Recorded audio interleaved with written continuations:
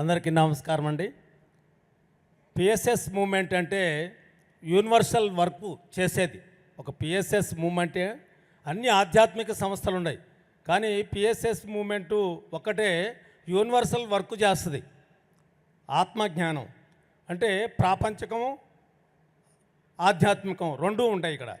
అందుకని ఆధ్యాత్మికంగా నువ్వు ఏ వర్క్ చేసినా కూడా ఈ పిఎస్ఎస్ మూమెంట్లో ఎస్ అని సారు ప్రతిదానికి అన్నమాట. ఏంటంటే ఒక ఆలోచన అనేది ఎక్కడి నుంచి వస్తుంది? ప్రతి మనిషికి అంటే యూనివర్సల్ నుంచే వస్తుంది ఒక ఆలోచన. ప్రతి మనిషికి కూడా యూనివర్సల్ నుంచి వచ్చే వర్క్ ఏదైతే ఉందో ఆ వర్కు ఎవరైతే ఎస్ అని అంటారో అక్కడ ఒక ట్రాన్స్ఫారం, ఒక కరెంటు కావాలంటే ఒక ఊళ్ళో ఒక ట్రాన్స్ఫారం కావాల్సి వస్తుంది.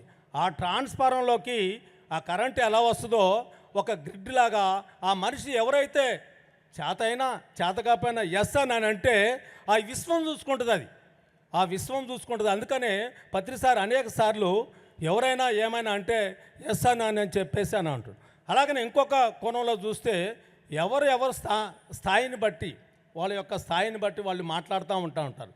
మూలాధారం చక్రం, మరి స్వాధిష్టానం, మనకి ఎలా అయితే చక్రాలు ఉన్నాయో అట్లా ఆ చక్రాలను బట్టి ఆ గుణాలను బట్టి వాళ్ళు మాట్లాడతారు. కాబట్టి ఆ స్థితులు వాళ్ళకు ఉంటాయి. కాబట్టి మనం ఎస్ అంటే వాళ్ళ వరకు వాళ్ళు చేసుకుంటూ వెళ్తూ ఉంటారు.